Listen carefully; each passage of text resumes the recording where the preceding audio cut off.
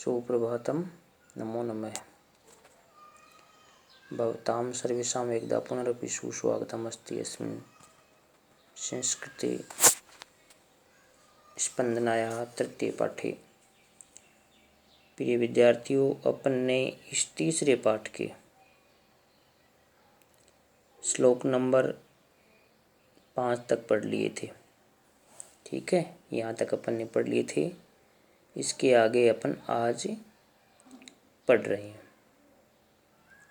ठीक है, छठा श्लोक है, अपि स्वर्णमयी लंका नैमे लक्ष्मण रोचते जननी जन्मभूमिश्च स्वर्गादपि गरीयसी।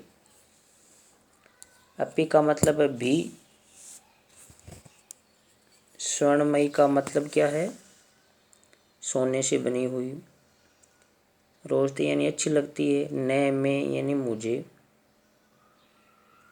जननी माता, ये मातृभूमि है, जन्मभूमि। गरीयसी का मतलब है महत्वपूर्ण कह दीजिए या महान कह दीजिए।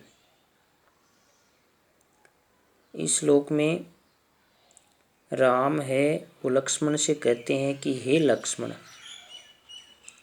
मुझे सोने से बनी हुई लंका भी अच्छी नहीं लगती। ठीक है, राम ये कहते हैं लक्ष्मण से कि हे लक्ष्मण, मुझे स्वर्णमयी लंका या सोने से बनी हुई लंका भी अच्छी नहीं लगती। कारण नीचे की पंक्ति में, क्योंकि जननी यानी माता, माता और मातृभूमि है वो स्वर्ग से भी महत्वपूर्ण होती हैं या महान होती हैं। दोनों ही, माता और मातृभूमि, ये जन्मभूमि कह दीजिए, स्वर्ग से भी बढ़कर होती है, महत्वपूर्ण होती है या महान होती है। ठीक है बच्चों, ये हो गया आपका छठा श्लोक। अगला श्लोक है, राष्ट्र दृष्टिम नमस्यामो राष्ट्र मंगलकारिणीम ये या बिना न पश्यन्ति राष्ट्रम स्व निकट स्थितम। देखिए, इसमें भी राष्ट्र की भावना ही बताई गई है, राष्ट्र की दृष्टि को बताया गया है। नमस्यामय मन नमन करते हैं। ठीक है, राष्ट्र मंगलकारिणीम देश का मंगल करने वाली या भला करने वाली दृष्टि को या नज़र को। ये यानी जिसकी द्वारा होता है। पश्यन्ति न पश्यन्ति नहीं देखते, राष्ट्रम देश को, स्व निकट स्थितम अपने पास में स्थित होते हुए को। विद्यार्थियों, क्या कहा है कवि ने कि राष्ट्र दृष्टि नमस्याम है, उस राष्ट्र की दृष्टि को या नज़र को हम सब नमन करते हैं जो कि अपने देश का, राष्ट्र का मंगल करने वाली है। ठीक है, उस दृष्टि को अपन हम सब नमस्कार करते हैं या नमन करते हैं जो कि अपने देश का मंगल करने वाली है। और जिस मंगलकारी दृष्टि के बिना, जिसके बिना का मतलब है मंगलकारी दृष्टि के बिना एक राष्ट्र है या देश है वो अपने निकट में स्थित या अपने पड़ोस में स्थित दूसरे राष्ट्र को देखना भी नहीं चाहता। किसके बिना? उसे मंगलकारी दृष्टि के बिना। ये या बिना है, जिसके बिना बात चल रही है मंगलकारी दृष्टि की।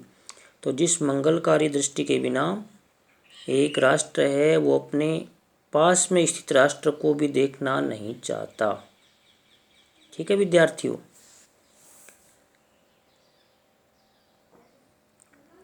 अगला श्लोक है, समान संस्कृति मताम यावती पितृपुण्य भूः तावते भुवम आवृत्ते राष्ट्रम एकम निगद्यते। यानी श्लोक में राष्ट्र की परिभाषा बताई है बच्चों।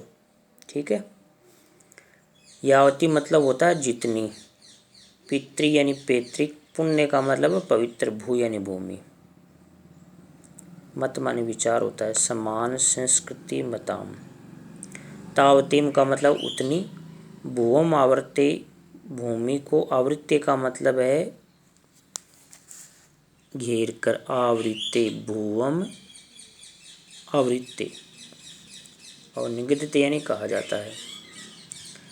देखो राष्ट्र की परिभाषा बताई है इस श्लोक में कि एक समान संस्कृति को मानने वाले लोग हैं।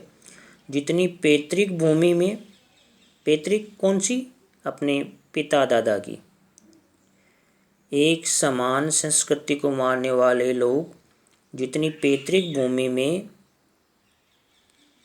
निवास करते हैं, जितनी पुण्य भूमि में निवास करते हैं, अर्थात जिनकी वो भूमि है, उतनी भूमि को लेकर के कह दीजिए या उतनी भूमि को घेर करके, आवृत्ति का मतलब घेर करके, जिसमें वो निवास करते हैं या वो जिनकी है, उतनी भूमि को लेकर के या मान करके उसे जगह को एक राष्ट्र कहा जाता है, एक देश कहा जाता है।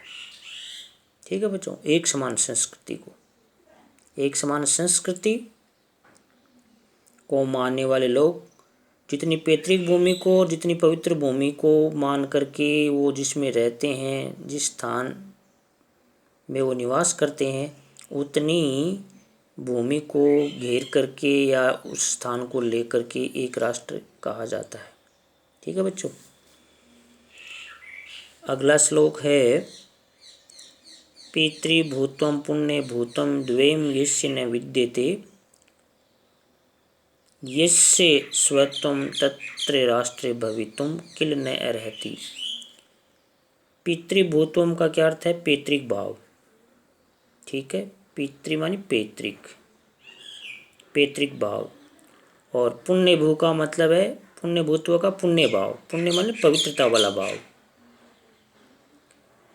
ये से माने जिसका या अर्थ जिसमें हो जाएगा यहाँ। ठीक है, भवितुम हो सकता है, न मानी नहीं। किल अर्हति, अर्हति का मतलब योग्य। किल मानी निश्चित रूप से, ये मैंने बताया भी था आपको। किल अर्हति, न किल अर्हति संभव नहीं हो सकता, निश्चित रूप से संभव नहीं हो सकता। ठीक है, अर्थ देख लीजिए। जिस व्यक्ति का जहाँ पैतृक भाव नहीं है और पुण्य पवित्रता वाला भाव नहीं है, ये दोनों ही भाव नहीं होते जिसमें, ठीक है ना, उस व्यक्ति के लिए ये कहा है कि उस व्यक्ति का उस राष्ट्र पर स्वत्व नहीं हो सकता या अपनत्व नहीं हो सकता। यानी अपनत्व का भाव उसमें हो ही नहीं सकता, क्योंकि उसमें दोनों ही भाव नहीं है, पैतृक भाव नहीं है, पुण्य वाला भाव नहीं है। उस व्यक्ति के लिए कहा है कि उसका उस राष्ट्र पर, जिस देश का वो निवासी है, उसका उस पर स्वत्व यानी अपनापन नहीं हो सकता, हो ही नहीं सकता। क्यों? क्योंकि वो उसके योग्य ही नहीं है। न किल अर्हति, वह उस राष्ट्र के लिए योग्य नहीं है, अर्थात ऐसा हो ही नहीं सकता। यानी वो उसका राष्ट्र हो ही नहीं सकता जिसमें ये दोनों भाव, पैतृक भाव और पुण्य भाव, दोनों भाव जिसमें नहीं है। ठीक है बच्चों, ये अपना श्लोक हो गया। अब श्लोक है नंबर 10। राष्ट्रस्य उत्थान पतने राष्ट्रियान अवलंबे भवतः सर्वदा तस्मात् शिक्षणीयः तु राष्ट्रीयः। इसमें भी देश की शिक्षा से संबंधित शिक्षा अपने को दी है। बताइए, कवि ने कहा कि देश के उत्थान, देखो टुकड़े करोगे, राष्ट्र से उत्थान और पतने, देश के उत्थान में और पतन में, मतलब उन्नति में और अवनति में, दोनों में, राष्ट्र की उन्नति में और अवनति में, दोनों ही परिस्थितियों में राष्ट्रवासियों को या देशवासियों को ही आधार मानना चाहिए। निश्चित रूप से, निश्चित रूप से इन दोनों में ही, उन्नति में, देश की उन्नति में और पतन में, निश्चित रूप से राष्ट्रवासियों या देशवासियों को ही आधार मानकर कार्य करना चाहिए। वो कौन सा कार्य? भवतः सर्वदा तस्मात् शिक्षणीया। भवतः मानी आपके द्वारा, भवतः सर्वदा हमेशा, तस्मात् शिक्षणीया उससे शिक्षा ग्रहण करनी चाहिए। कौन सी शिक्षा? राष्ट्रीय, देश की शिक्षा। इसलिए आपके द्वारा हमेशा ही वो ही शिक्षा ग्रहण करनी चाहिए जो किन को आधार मानती है?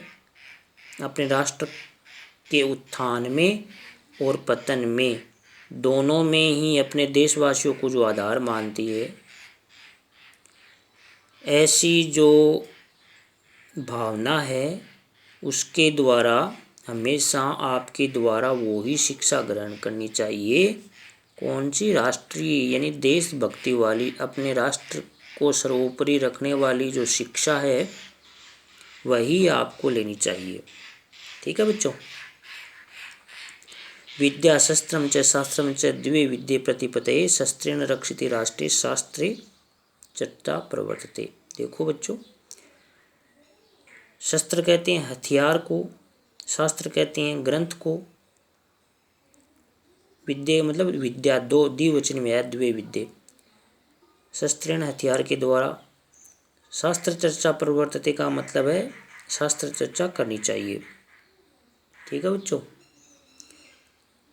विद्या दो प्रकार की होती है, एक तो शस्त्र विद्या, एक शास्त्र विद्या। ठीक है। तो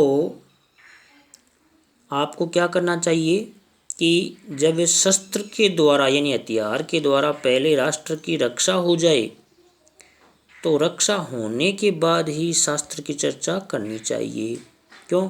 क्योंकि अगर अपन सुरक्षित ही नहीं रहे हैं या सुरक्षित ही नहीं होंगे तो शास्त्र की चर्चा करेगा कौन? ठीक है। तो ये आपको देखना है, विद्या है वो दो प्रकार से प्राप्त की जा सकती है, एक तो शस्त्र और दूसरा शास्त्र। ठीक है।